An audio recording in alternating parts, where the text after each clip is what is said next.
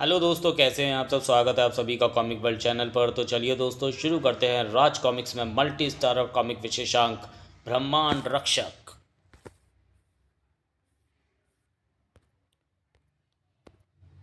संजय गुप्ता पेश करते हैं ब्रह्मांड रक्षक।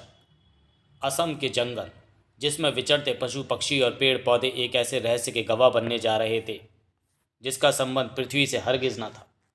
आखिर हम तीनों ने अपने संयुक्त प्रयास से पृथ्वी नामक इस ग्रह को खोज ही निकाला। हाँ, लेकिन अभी भी हमारी खोज खत्म नहीं हुई है, क्योंकि अभी हमें देखना है कि पृथ्वी नामक यह ग्रह हमारे अनुकूल है भी या नहीं। और ये देखने में हमें देर नहीं करनी चाहिए, क्योंकि हमारे पास समय बहुत ही कम है। मैं शैतान लोक का हूँ, इसलिए मैं सबसे पहले ये देखूंगा कि क्या शैतानों के रहने के लिए यहाँ के जल को खौलाया जा सकता है। क्या यहाँ के वृक्षों को ऐसे शूलों में बदला जा सकता है जिस पर हमारे बालक आराम से खेल सकें, और चट्टानों को इतना मुलायम बनाया जा सकता है कि जिस पर चैन से सोया जा सके।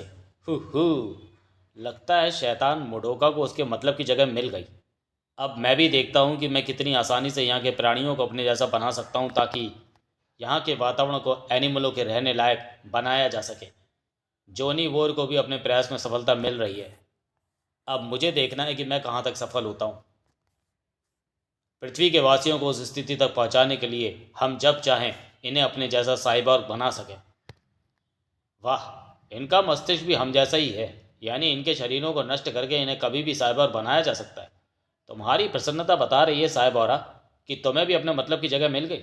हाँ, इसका मतलब हम जल्दी यहाँ आने के लिए वापस लौट सकते हैं। नहीं, क्योंकि तुम तीनों ने जंगल में जो तबाही मचाई है, इसकी सज़ा तुम्हें यहीं भुगतनी होगी। कोबी तुम्हें इसी जंगल की धरती में ही दफन कर देगा, और भेड़िया तुम्हारा सुरमा बना देगा।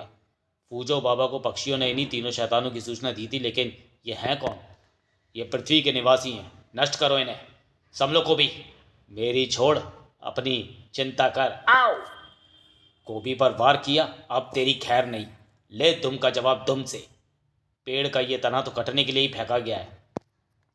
तेरे वार का जवाब तो ये चट्टान है। धड़ा! इन्हें नष्ट करने के लिए मुझे ही अपनी शैतानी दिखानी होगी। अरे ओ, ये सही मौका है कि मैं अपनी मड़ी से उनके पैरों के नीचे की जमीन को दलदल में बदल दूं। उफ! और वे संभल पाए उससे पहले ही उस दलदल को जमा दूं।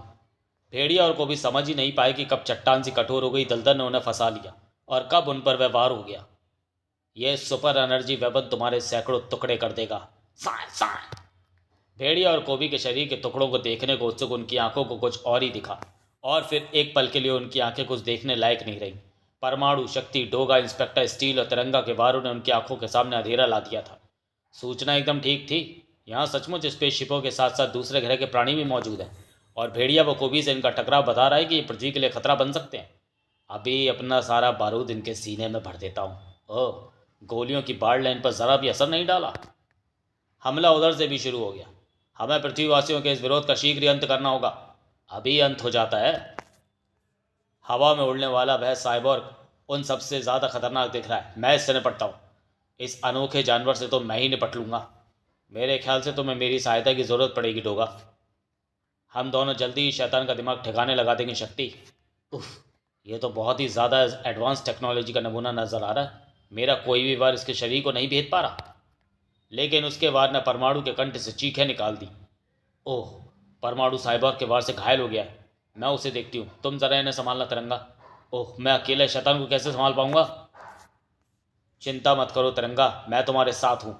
और मैं भी भेड़िया देवता की इस गदा के साथ, जो इसकी खोपड़ी को तरबूज की तरह बिखेर देगी। खोपड़ी? अगर खोपड़ी पर ही वार करना है तो इसकी असली खोपड़ी पर नहीं, गले में पड़ी उस खोपड़ी पर वार करो कोबी, जिससे ये हम पर वार कर रहा है। ऐसा? तो ये लो। उफ! कोबी की गदा के भरपूर वार ने शैतान मुडोका की सबसे बड़ी शक्ति को खत्म कर दिया था, जबकि दूसरी तरफ इंस्पेक्टर स्टील और डोगा। उफ! हमारी गोलियों और बारूदों का इस पर कोई असर नहीं हो रहा, जबकि इसकी जकड़ हमारी हड्डियां तोड़ देने को उतारू हैं। तुम्हारी हड्डियां और मेरी स्टील की बॉडी। लेकिन ऐसा होना नहीं चाहिए, वरना एक कानून का रखवाला भी खत्म हो जाएगा और कानून तोड़ने वाला भी। उसी समय हवा में, तुम ठीक तो हो ना परमाणु? हाँ शक्ति, अब तुम मेरे साथ आ गई हो तो मैं इसका दिमाग भी ठीक कर दूंगा। कैसे? इस साइबोर्ग का शरीर आधा इंसानी और आधा मशीनी। इसके शरीर का मशीनी हिस्सा इसे हारने नहीं दे रहा, लेकिन तुम्हारी तीव्र ऊष्मा और मेरे एटॉमिक ब्लास्टों का संयुक्त वार इसके इंसानी शरीर पर प्रभाव डाल सकता है, क्योंकि हम दोनों के वारों की अत्यधिक गर्मी से उसके आसपास की वह ऑक्सीजन खत्म हो जाएगी जो इसके इंसानी शरीर के लिए बेहद ज़रूरी है। हालांकि इसका परिणाम थोड़ी देर में निकलेगा, लेकिन निकलेगा ज़रूर। परमाणु और शक्ति के उस संयुक्त प्रयास से परिणाम को सामने लाने में आने में ज़्यादा देर नहीं लगी, और वह परिणाम जीत के रूप में था। एक और लड़ाई परिणाम निकलने के कगार पर खड़ी थी। थोड़ा और इंस्पेक्टर, बस थोड़ा और। बंधन खुल गए। अब भला स्टील और डोगा उसे कहाँ संभलने देते। कसकर पकड़े रखना इंस्पेक्टर, मैं इसके शरीर में ऐसी गांठ लगाता हूँ जिसे ये उम्र भर नहीं खोल पाएगा। इस जीत के साथ ही सारे दुश्मन काबू में आ चुके थे। और अब तुम सब अचानक यहाँ कैसे? पृथ्वी की रक्षा में रात दिन कार्यरत प्रोटेक्टर ऑफ द अर्थ के हेडक्वार्टर से हम सबको ये मैसेज मिला था कि उन्होंने 3 अलग अलग तरह के स्पेसशिपों को असम के जंगलों में उतरते देखा है। मामला गंभीर और धरती की रक्षा का था, इसलिए हम सभी तुरंत यहाँ पहुँचे। अब हमें इनसे पता करना है कि ये कौन है, कहाँ से आए और धरती पर क्या करना चाहते थे। जिस तरह तुम सब अपने ग्रह के रक्षक हो, उसी तरह जोनी बोर और मुडाका भी अपने अपने ग्रह के रक्षक हैं। मेरा साइबॉर्ग ग्रह, मुडोका का शैतान लोग और जोनी बोर का एनिमल प्लैनेट इस समय प्रलय के कगार पर खड़े हुए हैं। अनजानी प्रलय ने हम तीनों के ग्रहों को अपनी चपेट में ले लिया है। लाख कोशिशों के बाद भी हम उस प्रलय को नहीं रोक पा रहे, इसलिए हम तीनों एक ऐसे ग्रह की तलाश में निकल पड़े जो हमारे ग्रहवासियों के लिए एकदम सुरक्षित हो। और संयोग से ऐसे ग्रह की तलाश में हम तीनों पृथ्वी पर आ पहुँचे। ओह, यानी तुम तीनों चाहते हो कि तुम अपने अपने ग्रहवासियों को प्रलय होने से पहले निकालकर पृथ्वी पर ले आओ और यहीं बस जाओ। हाँ, लेकिन तुम्हारे हाथों हुई हमारी हार ने हमें बता दिया है कि हम जो सोच रहे हैं वो पूरा नहीं हो सकता। हमारे ग्रहवासियों के भाग में प्रलय के हाथों मिटना लिखा ही है। अरे, तुमने हमारे बंधनों को खोल दिया? हाँ, तो मैं ये बताने के लिए कि तुम्हारे ग्रहवासियों के भाग में प्रलय के हाथों मिटना नहीं लिखा। ओ, इसका मतलब तुम चाहते हो कि हम अपने ग्रहवासियों को प्रलय होने से पहले पृथ्वी पर ले आएं? नहीं, पृथ्वी तो वैसे ही दिन बर दिन बढ़ती जनसंख्या के बोझ तले दबी जा रही है। अगर 3 और ग्रह के वासी इस पर आ गए तो पृथ्वी तो रसातल में चली जाएगी। तो फिर हमारे ग्रहवासी प्रलय से कैसे बचेंगे? हम बचाएंगे उन्हें। मतलब ये है कि ब्रह्मांड में कहीं भी आने वाली प्रलय का कोई ना कोई कारण अवश्य होता है। अगर उस कारण को ढूंढकर समाप्त कर दिया जाए तो प्रलय को टाला जा सकता है। हम भी तुम्हारे ग्रहों की प्रलय को टालेंगे, तुम्हारे ग्रहवासियों को बचाएंगे। लेकिन इसके लिए तुम्हें हमारे साथ हमारे ग्रहों पर जाना होगा। कोई वादा नहीं, किसी की जान बचाने के लिए हम कहीं भी जा सकते हैं। यस, पृथ्वी के रक्षक के साथ साथ हम ब्रह्मांड रक्षक भी बन सकते हैं, लेकिन इसके लिए हमें अलग अलग जाना होगा, क्योंकि हम तीनों के ग्रहों के बीच कई कई लाखों मील दूरी का फासला है। मैं जानती हूँ, इसलिए कौन किसके साथ जाएगा मैंने सोच लिया। डोगा और इंस्पेक्टर स्टील साइबोरा के साथ साइबोर ग्रह की प्रलय से निपटने जाएंगे। भेड़िया और कोबी जॉनी बोर के एनिमल प्लैनेट की प्रलय का नाश करेंगे, और मैं शैतान मुडोका के साथ शैतान लोग की प्रलय का नाश करने जाऊंगी। मैं और तिरंगा, मैं जानती हूँ कि तुम क्या कहना चाहते हो परमाणु। तुम बुरी तरह घायल हो परमाणु। मैं चाहती हूँ कि तिरंगा तुम्हें लेकर दिल्ली जाए, जहाँ तुम्हें सही समय पर इलाज मिल सके। लेकिन तुम्हें अपने साथ ना ले जाने के पीछे एक कारण और भी है। हमारा पता नहीं कि हम लौट कर आएंगे भी या नहीं। हमारे पीछे कोई तो हो जो धरती की सुरक्षा के उत्तरदायी को ढंग से निभा सके। शक्ति का कहना सही है परमाणु, हमें उसकी भावना को समझते हुए उसकी बात मान लेनी चाहिए। मैं तुम्हें दिल्ली लेकर चलता हूँ, और हम जा रहे हैं एक ऐसे सफ़र पर जहाँ से सफल होकर लौटे तो दोबारा ज़रूर मिलेंगे। ब्रह्मांड रक्षक डोग और इंस्पेक्टर स्टील। ब्रह्मांड की उन्नत गहराइयों में बसा यह ग्रह साइबॉर्ग ग्रह कहलाता है। उस ग्रह पर रहने वाला हर प्राणी साइबॉर्ग यानी आधा रोबोट और आधा इंसान है। यहाँ तक कि यहाँ रहने वाले पशु पक्षी भी साइबॉर्ग ही हैं। कुछ 100 साल पहले ऐसा नहीं था। तब इस ग्रह पर रहने वाले इंसान ही थे, अति विकसित मस्तिष्क वाले इंसान। लेकिन विज्ञान के क्षेत्र में निरंतर प्रगति और जीवन के हर क्षेत्र में मशीनों के ज़्यादा से ज़्यादा प्रयोग ने इस ग्रह के वासियों को कब साइबॉर्ग बना दिया पता ही नहीं चला। और हमारे ग्रहवासियों के साइबॉर्ग बनने का सबसे बड़ा नुकसान ये हुआ कि अब हम सभी को अपनी एनर्जी और शक्ति के लिए अपने ग्रह पर ही स्थित सुपर कंप्यूटर का सहारा लेना होता है। यानी अब इस ग्रह पर सुपर कंप्यूटर का राज चलता है, और यही इस ग्रह की प्रलय का कारण है। कुछ समय से सुपर कंप्यूटर ने अचानक विकास की जगह विनाश करना शुरू कर दिया, और सुपर कंप्यूटर के इसी विनाश की वजह से हमारा ग्रह प्रलय के कगार पर खड़ा है। अब ऐसा नहीं होगा। अगर सुपर कंप्यूटर ही तुम्हारे ग्रह पर होने वाली प्रलय की समस्या है तो डोगा उसे जड़ से उखाड़ फेंकेगा। तुम्हें जो भी करना है उसे यहाँ के कानून के हाथ में रहकर करना होगा डोगा। मैं नहीं चाहता इस ग्रह का कानून भी टूटे। अरे, मेरी हाई पावर साउंड फ्रिक्वेंसी कुछ अजीब सी उन आवाज़ों को कैच कर रही है जो हमारी तरफ बढ़ रही हैं। कैसी आवाज़ें आएंगी? इन इन आवाज़ों का एक ही मतलब है, सुपर कंप्यूटर को हमारे इस ग्रह पर पहुंचने का पता चल गया और उसने हम पर हमला शुरू कर दिया है, हम पर रोबो डॉग स्क्वाड छोड़कर। इस डॉग स्क्वाड में शामिल हर डॉग में स्टील की कई फुट मोटी चादर को भी चबा डालने की क्षमता है। ओह नो, डोगा के बारूद को चबा जाए इतनी ताकत नहीं होगी इन कुत्तों में। पड़ा। ओह, आपने अपने जिस बारूद और हथियारों पर तुम्हें नाज है डोगा, वे यहाँ कोई असर नहीं दिखाने वाले। इस ग्रह की लड़ाई लड़ने के लिए तो इस ग्रह के अत्याधुनिक हथियारों की ही ज़रूरत पड़ेगी, और ऐसे हथियार तुम्हें मेरे शिप में मिलेंगे। लेकिन इन डॉग्स के रहते क्या तुम शिप तक पहुंच पाओगे? क्यों नहीं, डोगा चाहे तो मौत भी उसका रास्ता नहीं रोक सकती। और कुछ पलों बाद ही वे सभी हथियार डोगा के शरीर की शोभा बढ़ा रहे थे। अब ठीक है, अब डोगा के सामने जो भी आएगा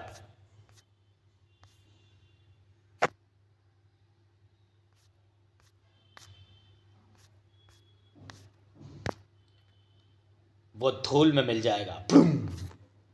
रोबोडॉग्स की संख्या जितनी तेजी से कम हो रही थी उससे कहीं ज़्यादा तेजी से बढ़ रही थी। उफ, इनका तो रेले का रेला हमारी तरफ झपटा आ रहा है। इस ग्रह पर रोबोडॉग्स की कमी नहीं है, यहाँ के हर डॉग को रोबोडॉग बना दिया गया है। ओह, इस तरह तो इनसे निपटना मुश्किल होगा, कोई दूसरा तरीका सोचना होगा। उफ, दूसरा तरीका भी यही है इंस्पेक्टर, लड़ते रहो जब तक मामला आर या पार ना हो जाए। एक मिनट, एक रास्ता है, मेरी अल्ट्रासोनिक डॉग विसिल। लेकिन क्या इस विसिल की आवाज़ रोबोडॉग्स के दिलो दिमाग को झकझोरेगी?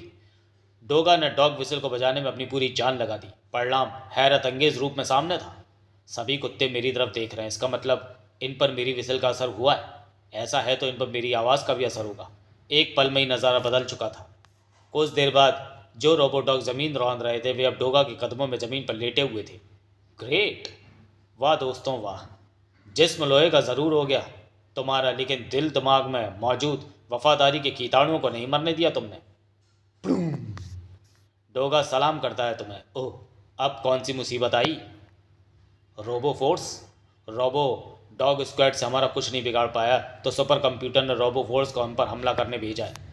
बचो, रुक जाओ, मैं तुम्हें चेतावनी देता हूँ। ओह, मेरे ख्याल से यहाँ तुम्हारा कानून काम नहीं आने वाला इंस्पेक्टर। यहाँ तो डोगा के कानून से ही काम चलेगा, और डोगा के कानून में लिखा है कि आँख उठे तो आँख फोड़ दो, हाथ उठे तो हाथ तोड़ दो।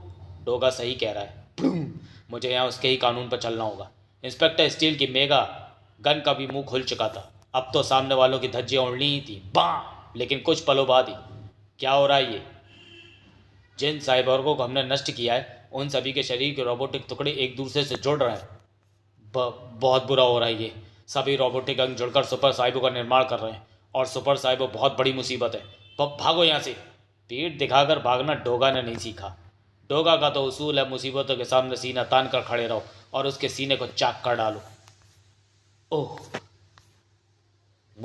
मुझे डोगा का साथ देना होगा। रुको, तुम सुपर साइबो को नहीं हरा सकते। ओह, सुपर साइबो ने साइबोरा को अपना शिकार बना लिया। मैं इसे अपना शिकार बना कर रहूंगा। तुम इस पर इस तरह बारूद बरसाना बेकार है डोगा। तुम्हारे आधुनिक हथियार, मेरी मेगा गन, सभी इस पर बेअसर है। हमें इसे ख़त्म करने के लिए कुछ और सोचना होगा। तो क्या तुम समझते हो इंस्पेक्टर कि सुपर साइबो नाम की इस मुसीबत को ख़त्म करने का कोई और रास्ता भी है? हाँ, और वह ऐसे ऊर्जा देने वाली वह पावर बैटरी जो इसके मजबूत शरीर की दीवारों में कैद है। मैं उसे अपने स्कैनरों से साफ देख रहा हूँ। हमें उसे नष्ट करना होगा। कैसे?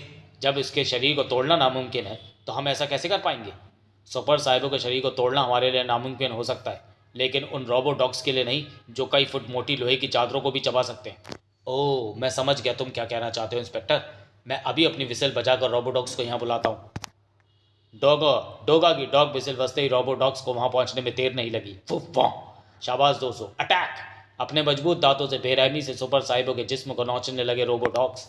कुछ पलों में ही रोबोडॉग्स ने सुपर साइबो के शरीर को नोचकर उसकी पावर बैटरी को सामने ला दिया है। अब उसकी पावर बैटरी को आराम से उड़ाया जा सकता है। वाह इंस्पेक्टर, खूब उड़ाया। और अब उड़ने की बारी है तुम्हारी। ये तुमने क्या किया इंस्पेक्टर? तुम मुझे ही अपना निशाना बनाना चाहते हो? ये कंप्यूटराइज टीन का डिब्बा अब तेरा साथी नीरा पृथ्वी के कीड़े। अब ये मेरे यानी उस सुपर कंप्यूटर के कब्जे में है जो ब्रह्मांड के हर कंप्यूटर के चुटकियों में अपने काबू में कर सकता है। अब इतना ही समय लगेगा इसकी मदद से तुझे मसलने में, और ऐसा करने के तुरंत बाद ही मैं इस ग्रह पर प्रलय की शुरुआत कर दूंगा और यहाँ के निवासियों को रक्षक यानु की सहायता से लेकर यहाँ से निकल जाऊंगा। हा हा हा हा हा। अगर इंस्पेक्टर स्टील का ये जिस्मी डोगा की राह का रोड़ा है तो डोगा इसके भी चिथड़े उड़ाने से नहीं हिचकेगा। अरे ये क्या, ये गने का एग्जाम कैसे हो गई? जिन हथियारों के बल पर तू इस टीन के डिब्बे को अपने रास्ते से हटाने की सोच रहा है वे सभी कंप्यूटराइज्ड हैं। और अभी अभी मैंने बताया कि हर कंप्यूटर मेरे यानी सुपर कंप्यूटर के इशारे पर नाचता है। और हाँ, इन रोबोडॉक्स का भी भरोसा मत करना, क्योंकि मैंने इनकी मेमोरी को वॉश कर दिया है। अब ये तेरे दोस्त नहीं, दुश्मन है। दुश्मन सारा ज़माना सही, लेकिन जब तक डोगा के शरीर में खून का आखिरी कतरा है, जब तक सांसों के कोटे में आखिरी सांस बाकी है, तब तक डोगा लड़ता रहेगा, लड़ता रहेगा, लड़ता रहेगा। लेकिन कब तक लड़ता रहे, कब तक लड़ता डोगा? बस डोगा, तेरी सांसों का कोटा खत्म, अब तू भी खत्म।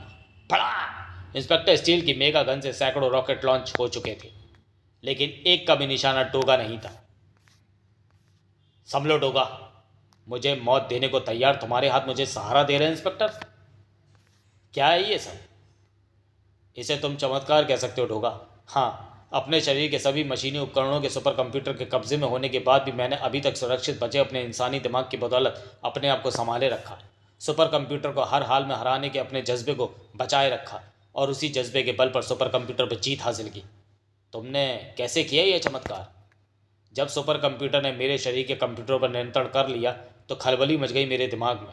मेरा दिमाग उसके कब्जे से आज़ाद होने के लिए झटपटा उठा, और इसका मुझे सिर्फ एक ही तरीका सूझा, सुपर कंप्यूटर के प्रोग्राम को अपने कब्जे में लेना। लेकिन ऐसा करने के लिए मुझे सुपर कंप्यूटर का वह पासवर्ड चाहिए था जिससे वह संचालित होता था, और उस पासवर्ड को जानने के लिए सुपर कंप्यूटर में एंटर होना मेरे लिए मुश्किल नहीं था, क्योंकि मेरे कंप्यूटरों में एंटर होकर यह मौका उसने मुझे पहले ही दे दिया था। मुश्किल था तो सुपर कंप्यूटर के प्रोग्राम में एंटर होकर उसके पासवर्ड को ढूंढना, लेकिन मेरी कोशिश जारी थी। मैंने जल्दी उसका पासवर्ड ढूंढकर उसके सारे प्रोग्राम को नष्ट कर दिया।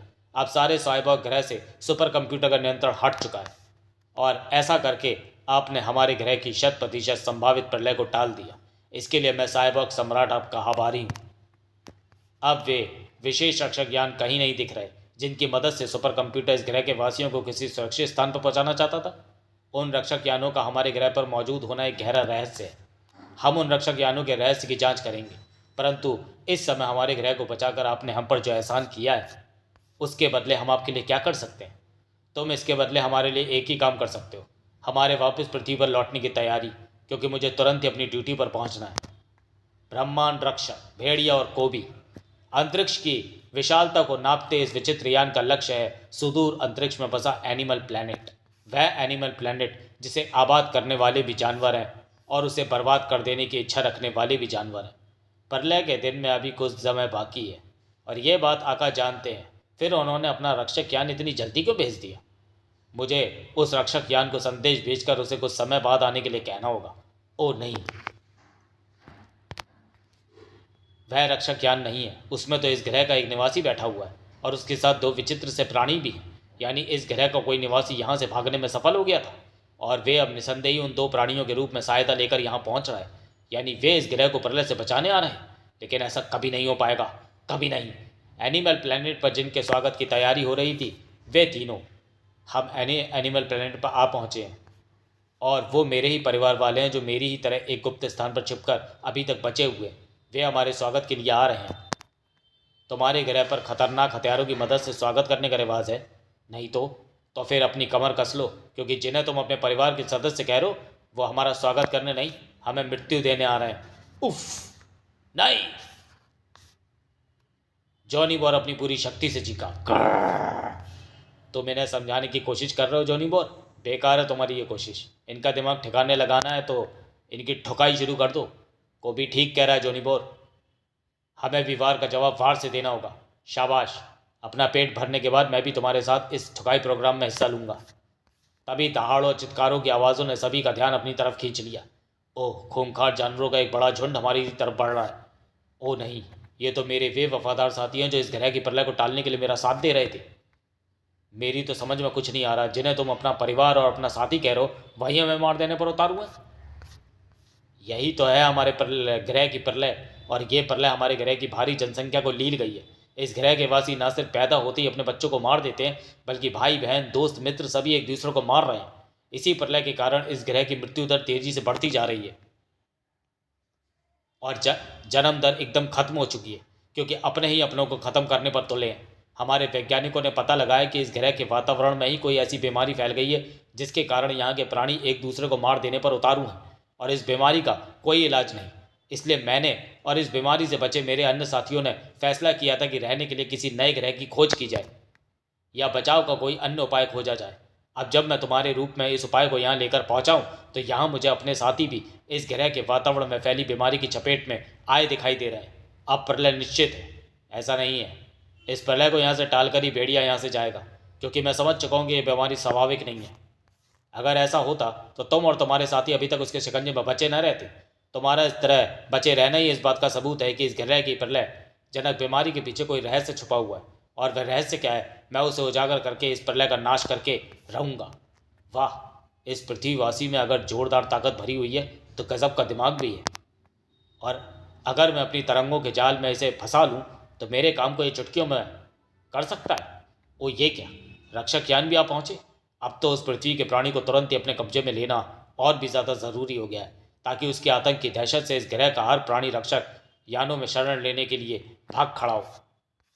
भेड़िया के सामने पहुंचने में उसे ज़्यादा देर नहीं लगी। तुम कौन हो? वही जिस तक तुम पहुंचना चाहते थे, वही जो अपनी अद्भुत तरंगों की वजह से यहाँ के वातावरण में बीमारी फैलाकर इस ग्रह के वासियों के दिलों से ममता और प्यार को ख़त्म करके यहाँ प्रलय लाए हुए, और अब इस प्रलय के अंतिम क्षण आ चुके हैं, क्योंकि रक्षक यहाँ ना पहुँचे हैं। प्रलय अब इस ग्रह के वासियों पर नहीं। तो चलिए दोस्तों, वीडियो को यहीं समाप्त करते हैं और मिलते हैं ब्रह्मांड रक्षक के दूसरे और अंतिम भाग में अगले वीडियो में। तब तक के लिए धन्यवाद।